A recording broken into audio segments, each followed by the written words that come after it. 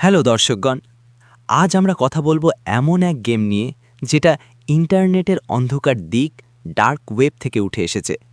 এমন এক জায়গা যেখানে ঘুরে বেড়ায় অপরাধ, নরক আর ভয়। গেমটির নাম স্যাড শ্যাটার্ন। বাংলায় এর অনুবাদ দুঃখী শয়তান।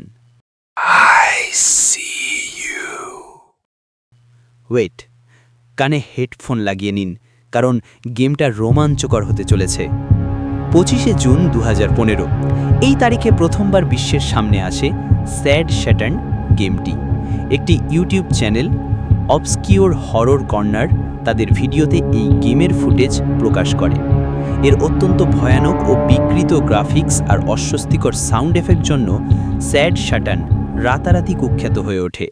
চ্যানেলের মালিক জেমি জানান, তিনি গেমটি পেয়েছিলেন ডার্ক ওয়েব থেকে। জেডকে ছদ্মনামী একজন ব্যক্তি তার কাছে গেমটির লিঙ্ক পাঠায়। জেমি লিঙ্কটি খোলে, গেমটা ডাউনলোড করেন, আর এখান থেকেই হয় গেমের মূল সূত্রপাত। মূলত এই গেমটি ছিল একটি হরর ভিডিও গেম। ভিডিওতে দেখা যায় গেমের ক্যারেক্টার আবছা আলোয় হাঁটছে করিডরের মধ্যে দিয়ে। করিডরের দেয়ালে আঁকা সব রহস্যময় ছবি, উল্টানো নাম। দেয়ালের এক কোণায় লেখা ছিল কিল কিল, যার মানে মারো অথবা মরো। এই গেমের এমন অনেক দৃশ্য আছে যেখানে দেখানো হয়েছে মৃত মানুষের নড়াচড়া, বিকৃত মাথা, শিশুদের কান্নার চিৎকার ও ফিসফিসানি শব্দ। গেমটির কোনো গোল, মিশন, লক্ষ্য কিচ্ছু ছিল না। গেমটি ছিল একটি গোলক ধাঁধার মতো। মানে গেমে শুরু তো ছিল, কিন্তু এই গোলক ধাঁধা থেকে বেরোনোর রাস্তা ছিল না।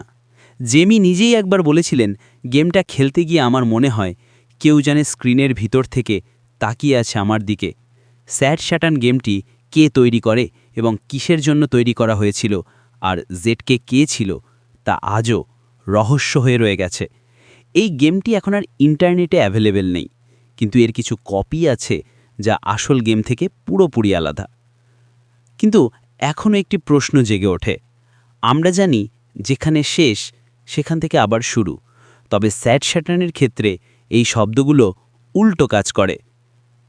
গুড বাই, দেখা হবে পরবর্তী ভিডিওতে।